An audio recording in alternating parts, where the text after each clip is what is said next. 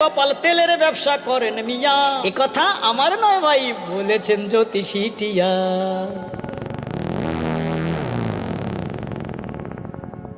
ঠান্ডু মিয়া আমার নাম, টিয়ারে কন তুলতে খাম। ঠান্ডু মিয়া আমার নাম, টিয়ারে কন তুলতে খাম।